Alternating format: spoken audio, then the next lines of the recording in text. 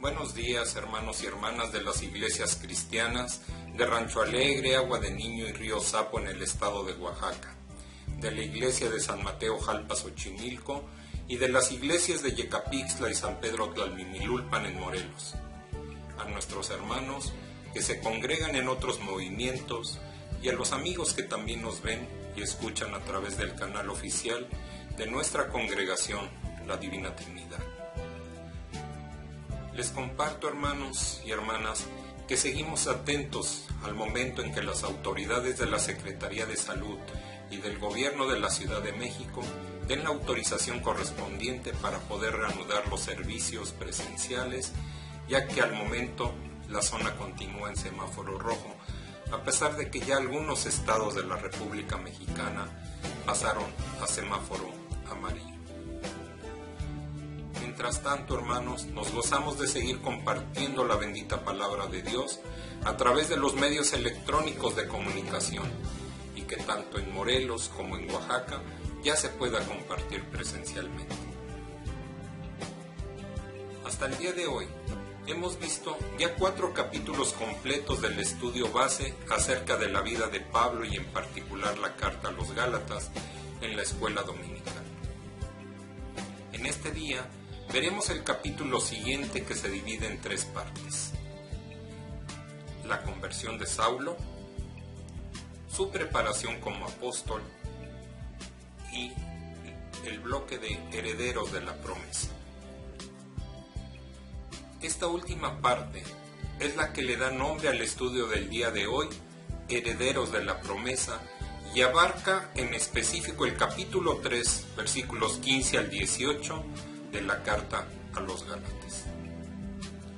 Oremos al Señor para pedirle que su Espíritu Santo sea quien nos guíe en este día, permitiéndonos conocer y aprender lo que Dios quiere y espera que nosotros hagamos. Les pido que inclinemos nuestro rostro en señal de respeto.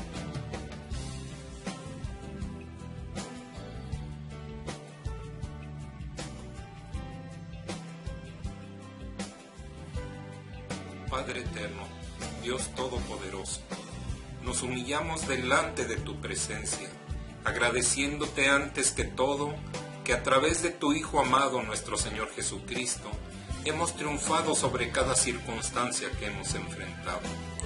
Alabamos y exaltamos tu nombre bendito, dándote gracias por el cuidado que has tenido de nuestra familia en la sangre y en la fe, porque representan un canal de tu amor a cada uno de nuestros corazones. Padre Santo, de igual forma te agradecemos por los momentos de soledad que nos has permitido, donde sentimos tu presencia a nuestro lado, y por las pruebas que igual has permitido para que nuestra fe sea aumentada. Te pido, Señor, que si alguien está falto de fe, tú como Padre amoroso actúes en su vida, mostrándole que todo lo que somos y todo lo que tenemos es gracias a tu grande amor e infinita misericordia. Gracias, Padre amoroso, por los momentos de gozo y plenitud que vivifican nuestra alma y nos permiten disfrutar de tu paz. Te pido, bendito Dios, que permanezcas en este día con nosotros, guiando nuestras vidas, iluminándonos con tu luz, que nos muestres el camino que nos conduce a la salvación y a la vida eterna. Te lo pido en el nombre de nuestro Rey de Reyes y Señor de Señores, en el nombre de Cristo Jesús, a quien damos toda la gloria y honra, hoy y siempre. Amén y amén.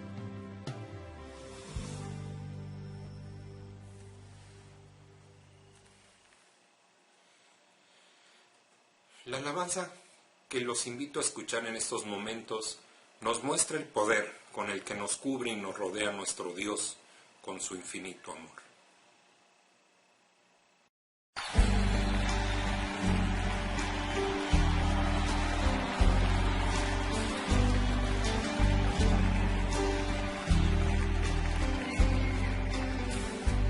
Vengo a ti, Señor, cámbiame, renuévame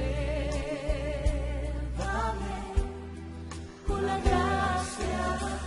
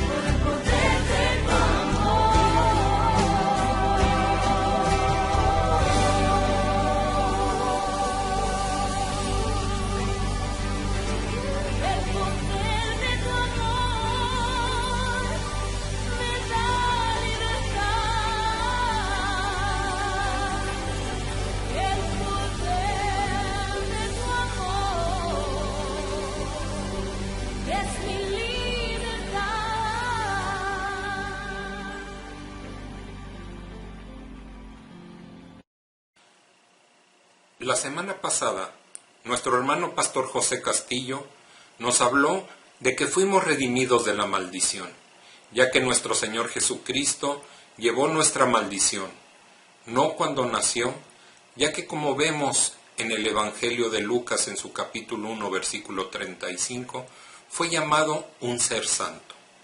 Tampoco durante los años silenciosos de su vida, de los cuales tenemos tan poca información, ya que en el Evangelio de Lucas, en ese mismo Evangelio, en su capítulo 2, versículo 52, se dice que Jesús crecía en sabiduría y en estatura y en gracia para con Dios y los hombres. De igual forma, no se convirtió en una maldición durante su ministerio público en la tierra, ya que como nos dice Mateo en su capítulo 3, versículo 17, el Padre dice de él: «Este es mi Hijo amado, en quien tengo complacencia».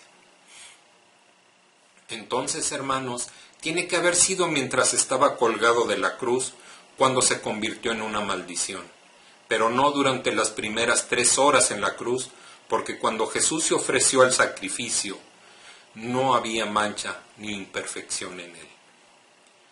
Fue durante las últimas 3 horas en esa cruz cuando Jesucristo se convirtió en una maldición por nosotros. Fue entonces cuando, como dijo Isaías en su capítulo 53, versículo 10, Dios quiso quebrantarlo, oprimirle con el sufrimiento. Él convirtió su alma en una ofrenda por el pecado, fue objeto de la maldición de Dios. Fue rechazado, abandonado y desamparado por el Padre. En la frase, maldito todo el que es colgado en un madero, destacamos que la palabra griega para madero es shulón, que significa también árbol. Cristo fue a la cruz, fue colgado de un madero que para él fue como un árbol de la muerte, para que él pudiera convertirlo, para usted y para mi hermano, en un árbol de la vida. El pueblo de Israel tuvo la ley por 1500 años y fracasó en vivir de acuerdo con sus preceptos. En varios versículos del capítulo 15 del libro de los Hechos, Pedro dijo que ellos y sus antepasados no habían sido capaces de cumplir la ley y por lo tanto era absurdo pretender imponérsela a los gentiles. Si ellos no habían podido obedecerla, los otros pueblos gentiles tampoco podrían. Así que Cristo ocupó nuestro lugar para que nosotros pudiéramos recibir lo que la ley nunca podría lograr. Por eso, el Espíritu de Dios ha sido un don peculiar a esta época de la gracia y misericordia de Dios, época inaugurada por la muerte y resurrección de nuestro Señor Jesucristo. Pablo puso un ejemplo sobre los métodos de ratificar compromisos solemnes. Aún en el caso de un pacto humano entre hombres, cuando un hombre hace un trato y lo respalda con su firma, nadie puede anularlo ni agregarle nada. Queda formalizado. Lo que el apóstol quería explicar era que si aún los seres humanos se sienten obligados a respetar esas reglas, guiados por un sentimiento de justicia, mucho más puede esperarse de nuestro Dios. Quizás el apóstol quiso enfrentarse a la falsa suposición de los judaizantes de que la ley de Moisés habría condicionado el pacto de Dios con Abraham, limitando sus beneficios a las personas que estuvieran ceremonialmente puras. Dios llamó a Abraham y le prometió convertirlo en una bendición para el mundo, y lo hizo por medio de Jesucristo, un descendiente de Abraham. Cristo fue entonces el que trajo la salvación para el mundo. La palabra descendencia se refiere específicamente a Cristo. Aquí es oportuno que recordemos las palabras de nuestro Señor Jesucristo mismo en el Evangelio de Juan en su capítulo 8, versículo 56, cuando dijo: Abraham, vuestro padre, se gozó de que había de ver mi día, y lo vio, y se gozó. Y como les mencioné anteriormente, el día de hoy estudiaremos tres aspectos principales. El primero de ellos es la conversión de Saulo. Recordemos que Saulo el fariseo estaba separado de los cristianos por una barrera de odio, como nos deja ver el libro de los Hechos en su capítulo 9, versículos 1 y 2. Saulo, respirando aún amenazas y muerte contra los discípulos del Señor, vino al sumo sacerdote y le pidió cartas para las sinagogas de Damasco, a fin de que, si hallase algunos hombres o mujeres de este camino, los trajese presos a Jerusalén. Entonces, Saulo emprendió un largo viaje a la ciudad de Damasco con el propósito de meter a todos los cristianos en la cárcel. Sin embargo, durante el viaje, ya cerca de llegar a Damasco, se encontró con Jesús, como podemos observar en los versículos 3 al 6 de este mismo capítulo 9 del libro de los Hechos. Hechos 9 del 3 al 6.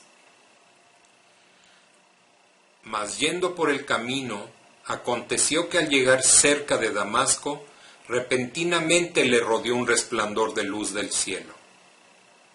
Y cayendo en tierra, oyó una voz que le decía: Saulo, Saulo, ¿por qué me persigues? Él dijo: ¿Quién eres, Señor? Y le dijo: Yo soy Jesús, a quien tú persigues. Dura cosa te es dar coces contra el aguijón. Él, temblando y temeroso, dijo: Señor, ¿qué quieres que yo haga? Y el Señor le dijo: Levántate y entra en la ciudad, y se te dirá lo que debes hacer. En este encuentro con Jesús, Saulo quedó ciego. El encuentro con Jesús resucitado cambió por completo la vida de Saulo de dos formas. Primero, en Gálatas capítulo 2 versículo 16 nos dice: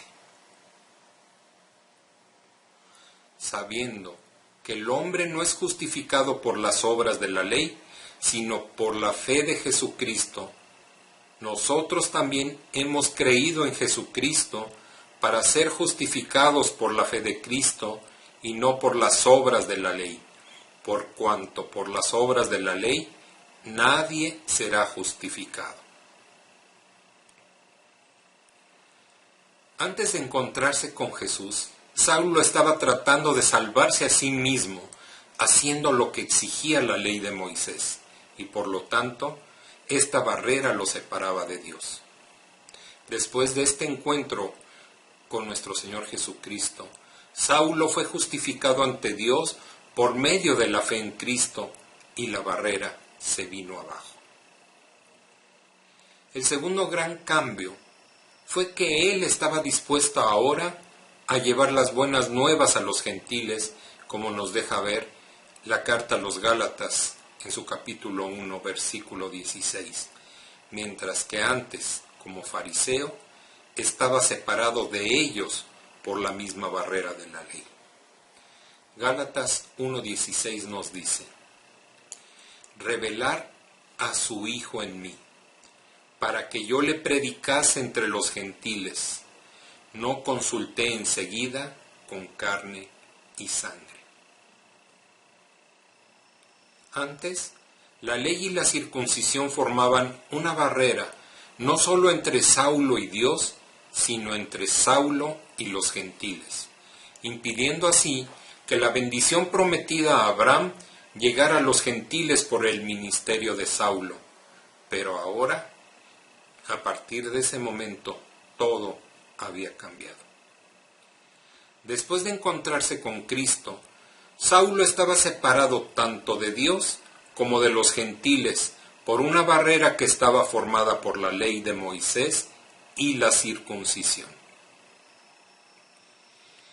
Esto, hermanos, nos lleva a reflexionar en lo que nos dice el Evangelio de Juan en su capítulo 17, versículos 20 al 23. Que cuando pensamos en el deber de romper las barreras que nos separan de otros, debemos siempre comenzar con nosotros mismos. Juan 17, 20 al 23.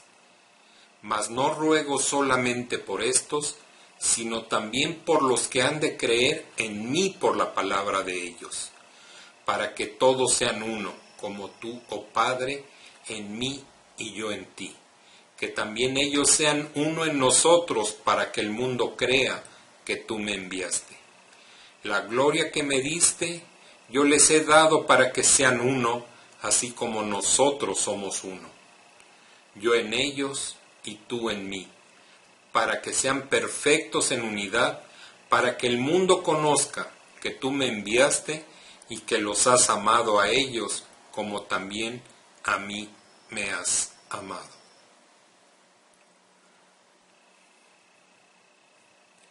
La segunda parte del estudio del día de hoy, recordemos, se titula Su preparación como apóstol. La preparación de Pablo como apóstol de nuestro Señor Jesucristo.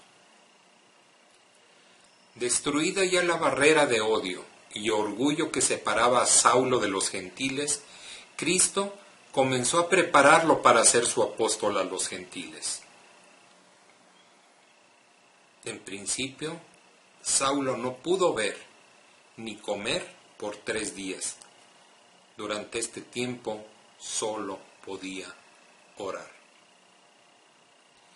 Al tercer día, llegó a la casa donde se alojaba Saulo, un cristiano de Damasco de nombre Ananías, y poniendo sus manos sobre la cabeza de Saulo, le devolvió la vista, y lo primero que hizo Saulo después de esto fue ser bautizado.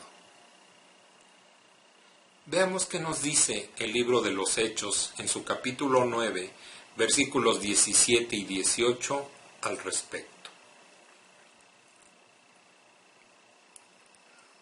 Fue entonces Ananías y entró en la casa, y poniendo sobre él las manos dijo: Hermano Saulo, el Señor Jesús, que se te apareció en el camino por donde venías, me ha enviado para que recibas la vista y seas lleno del Espíritu Santo.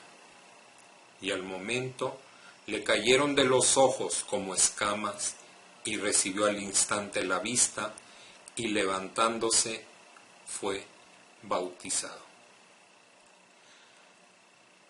Años más tarde, Pablo recordaba cómo en el momento mismo de su conversión escuchó una voz hablándole, como quedó evidenciado en el mismo libro de los Hechos, capítulo 26, versículos 16 y 17. Pero levántate y ponte sobre tus pies, porque para esto he aparecido a ti, para ponerte por ministro y testigo de las cosas que has visto y de aquellas en que me apareceré a ti, librándote de tu pueblo y de los gentiles a quienes ahora te envío. No obstante esto, hermanos, pasarían muchos años antes del comienzo de este ministerio entre los gentiles. Mientras tanto, Saulo comenzó a testificar de Cristo en Damasco, haciéndolo en las sinagogas donde se reunían los judíos para adorar a Dios, diciéndoles claramente a estos judíos que Jesús era el Hijo de Dios.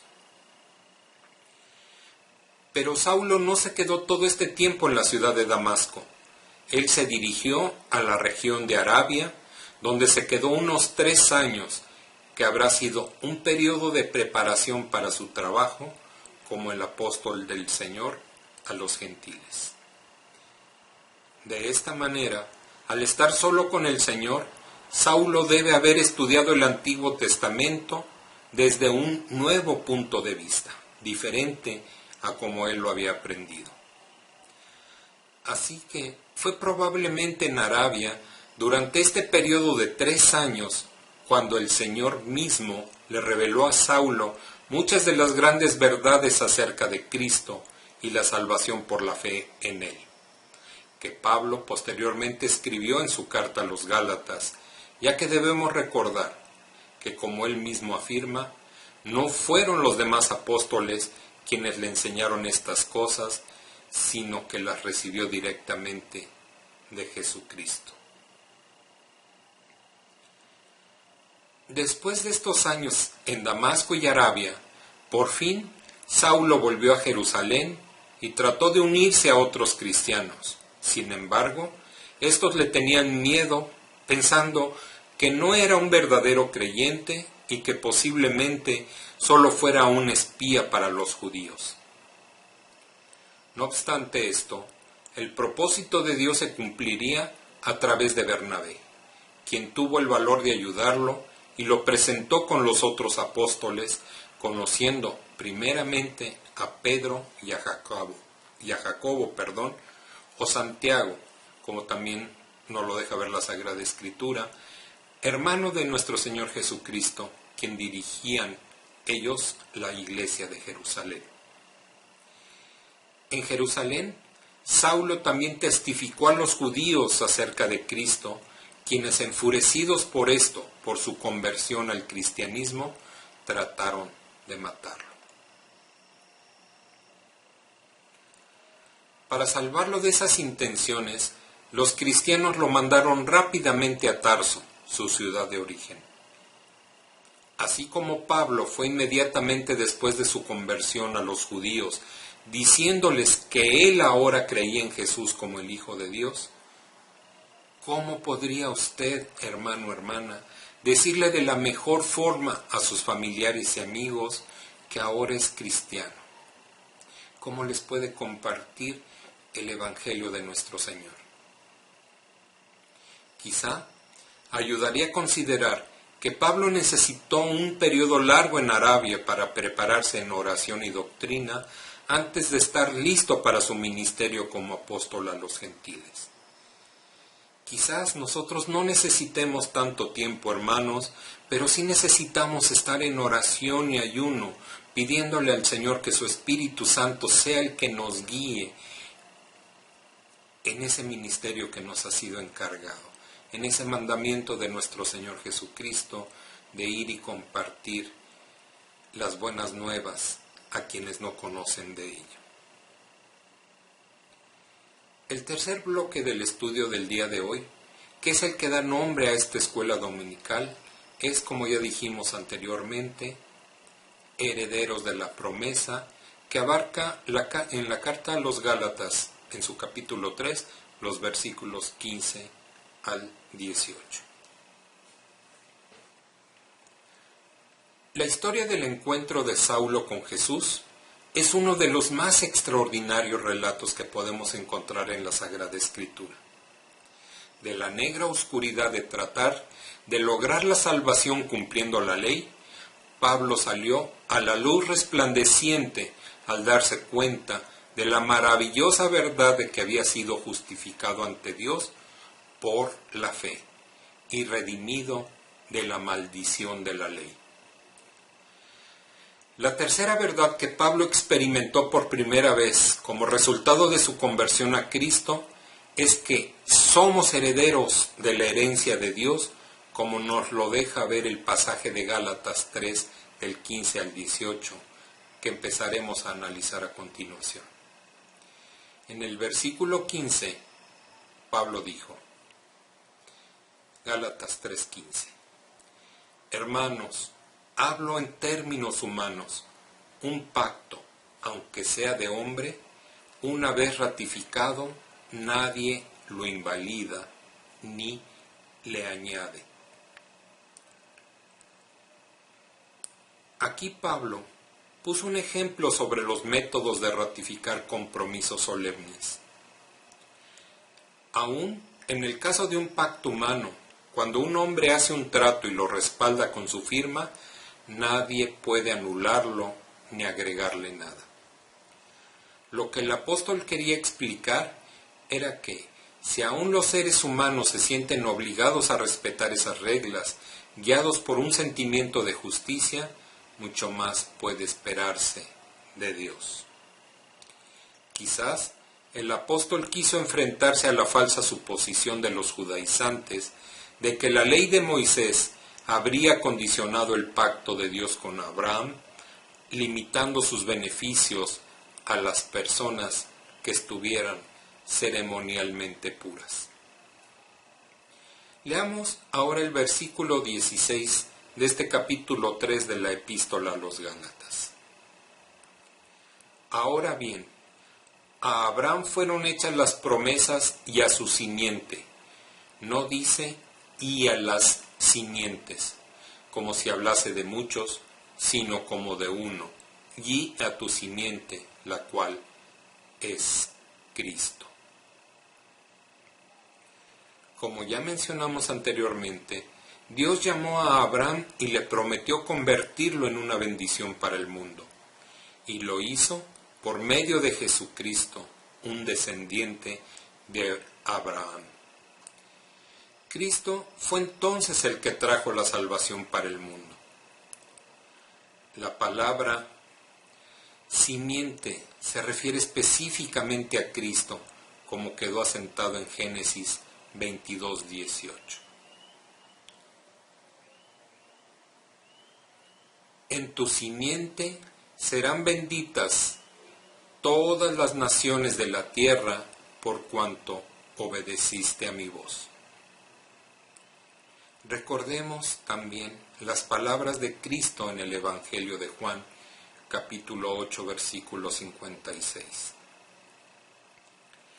Abraham, vuestro padre, se gozó de que había de ver mi día, y lo vio, y se gozó. Consideremos más de cerca esta herencia prometida a Abraham y a su simiente, Cristo, en Génesis 15, versículos del 1 al 7.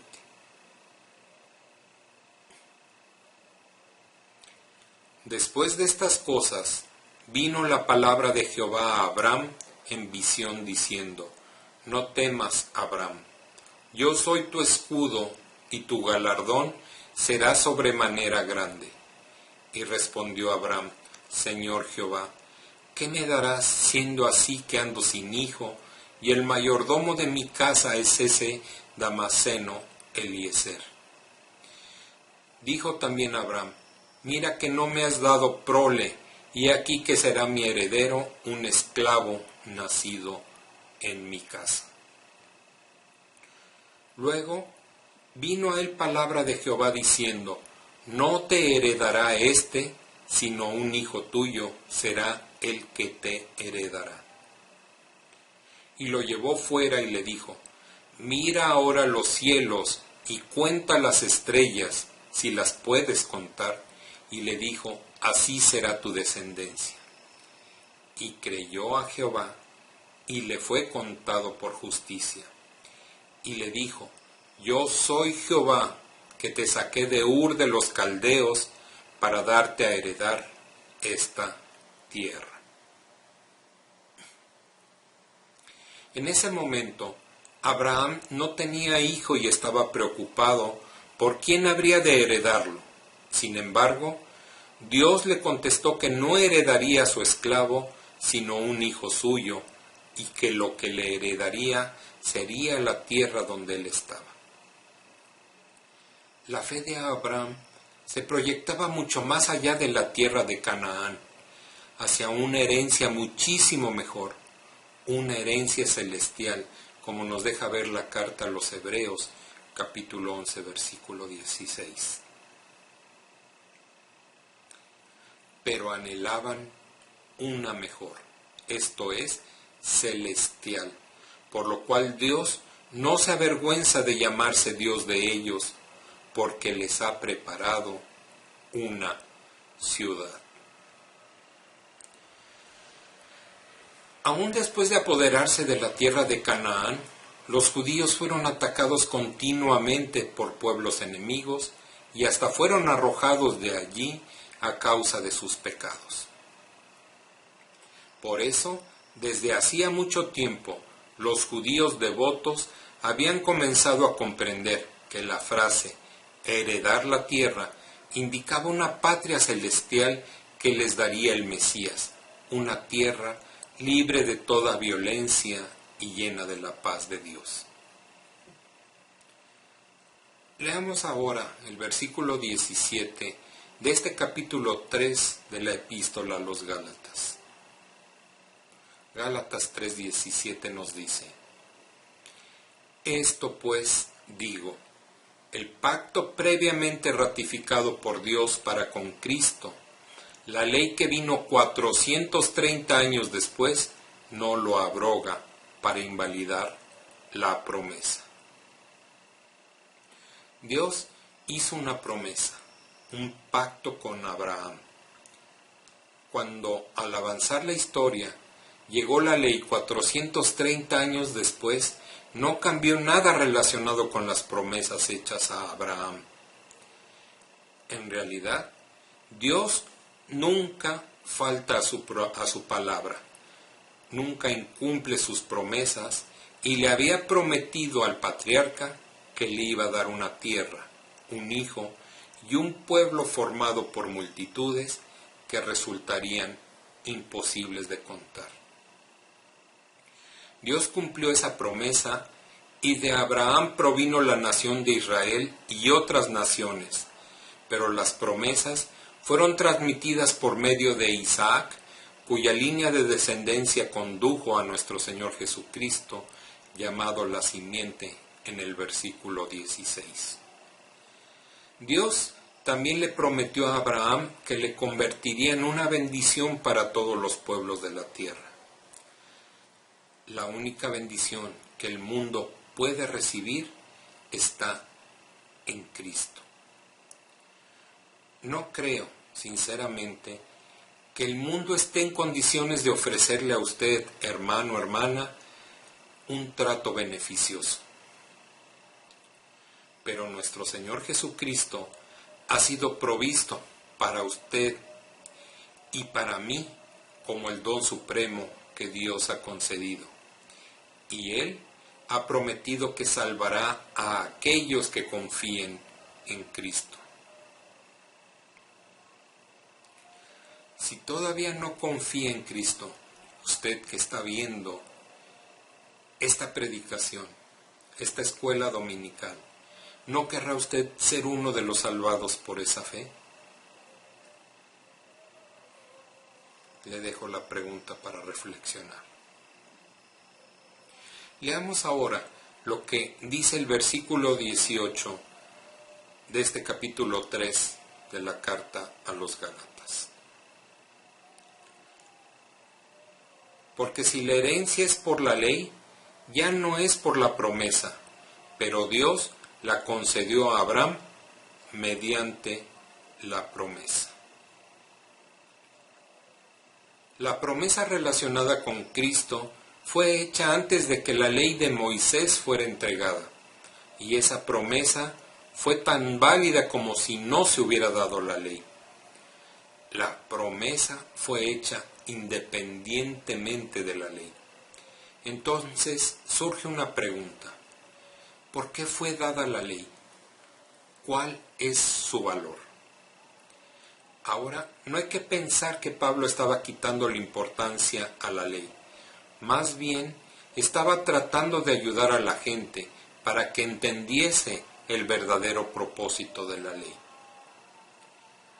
Pablo, el apóstol, presentó a la ley en toda su majestad, en su plenitud y en su perfección. Pero también mostró que esa perfección de la ley revelaba la razón por la cual creaba un obstáculo que usted y yo no podíamos superar para ser aceptados por Dios. Cuando Jesús murió en la cruz, la totalidad de la herencia material que dejó fue su ropa y un par de rústicas sandalias. Pero la herencia espiritual que nos dejó es la más grande que jamás haya dejado un ser humano. Es suficientemente inmensa como para enriquecer al mundo entero, pues una herencia de sabiduría, de verdad, de enseñanza, de influencia, de ejemplo, de salvación eterna, de plenitud de su espíritu y un hogar eterno en el cielo. ¡Qué herencia más maravillosa! Amén, aleluya, gloria a Dios. Me gustaría, hermanos, que leyéramos de la carta a los Efesios en su capítulo 1, los versículos 19 y 20, para poder ver la clase de poder que está actuando en nosotros, los hijos de Dios, preparándonos para compartir su maravillosa herencia. Efesios 1, versículos 19 y 20, nos comenta: ¿cuál la supereminente grandeza de su poder para con nosotros, los que creemos, según la operación del poder de su fuerza, la cual operó en Cristo, resucitándole de los muertos y sentándole a su diestra en los lugares celestiales? Por tanto, todos los cristianos compartiremos esta increíble herencia con Cristo. Todos los cristianos. Encontramos la última mención de esto en el penúltimo capítulo de la Biblia, en su versículo 7. Apocalipsis 21, 7. El que venciere heredará todas las cosas, y yo seré su Dios, y él será mi hijo. Como vimos, la primera mención la tuvimos en el libro de los Génesis, en su capítulo 15, versículos del 1 al 7. Y esta última, prácticamente al final de la bendita palabra de Dios. Así es como abarca toda la Biblia. Los invito, hermanos, a meditar y reflexionar acerca de la grande bendición de ser herederos de la promesa. Vamos a orar y adorar a aquel que está esperando compartir todo esto con nosotros.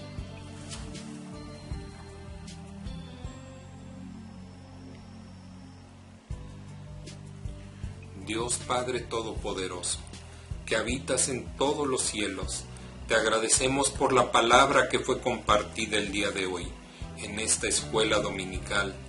Gracias, Padre, por mostrarnos que somos herederos de la promesa, por el regalo maravilloso de salvación y vida eterna que nos has dado. Hoy venimos ante ti con un profundo agradecimiento por tu gran bondad. Entramos hoy a tu presencia con gratitud y te bendecimos porque tu fidelidad es para siempre.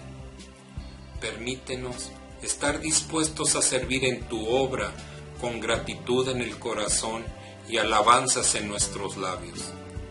Ayúdanos a no angustiarnos por nuestras necesidades, sino que las presentemos delante de ti en oración, ruego y acción de gracias. Cuídanos de nuestros enemigos y permite que sean bendecidos siempre, aun y cuando sus acciones traten de hacernos daño. Que todo lo que salga de mis labios sirva solamente para honrar y glorificar tu santo nombre. Te pido en este día por todos aquellos que están pasando por una enfermedad o alguna tribulación, que seas con ellos y todo ocurra conforme a tu perfecta voluntad. Gracias por aquellas pruebas que nos vienen a nuestra vida. Sé que todo esto es con un propósito tuyo, pero cuando sintamos que no podemos ya más, danos la fortaleza para soportar esas cargas. Te pedimos todo esto con la confianza en lo que nos dice tu bendita palabra, que si pedimos alguna cosa conforme a tu voluntad, nos oyes, y sabiendo que nos oyes en cualquier cosa que pidamos, entonces sabemos que tenemos las peticiones que nosotros te hayamos hecho. Gracias te damos por escucharnos siempre, amado Padre, en el nombre que es sobre todo nombre, en el nombre de quien ha sido hecha la herencia de la promesa, en el nombre glorioso de nuestro Señor Jesucristo, a quien damos toda la honra y honor por siempre. Amén, amén y amén.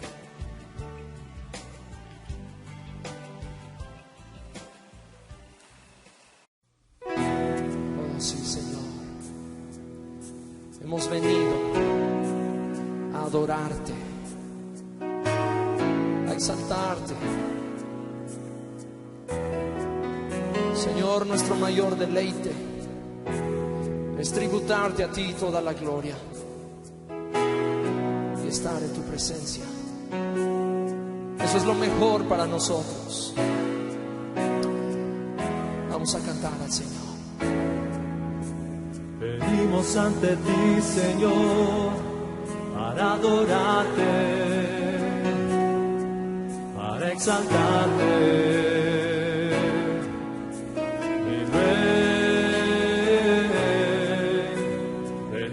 Ante ti, Señor, a tributarte toda la gloria. Mi Dios, mejor es tu presencia que la vida. Es un deleite contemplar tu hermosura. Está rodeado de tu santidad y amor. Tu presencia es lo mejor. Venimos ante ti. Venimos ante ti, Señor, para adorarte, para exaltarte.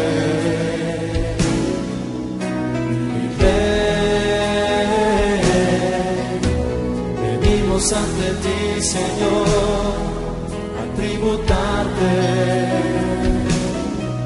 toda la gloria. Mi Dios, mejor es tu presencia que la vida. Es un deleite contemplar tu hermosura.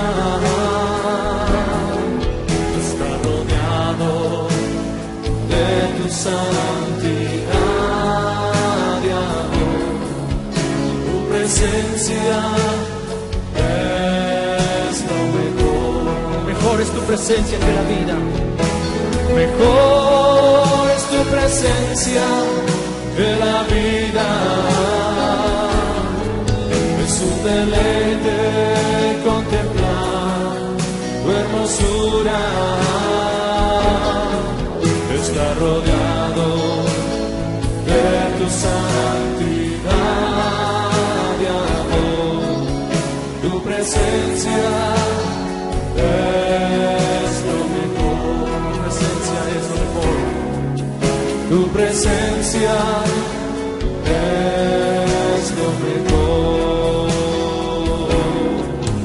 Tu presencia es lo mejor.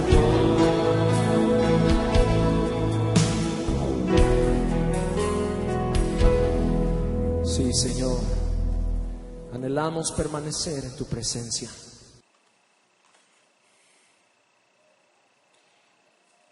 Que Dios los bendiga y los guarde, que haga resplandecer su rostro sobre ustedes y tenga misericordia de nosotros, que alce su rostro sobre ustedes y ponga en todos nosotros paz.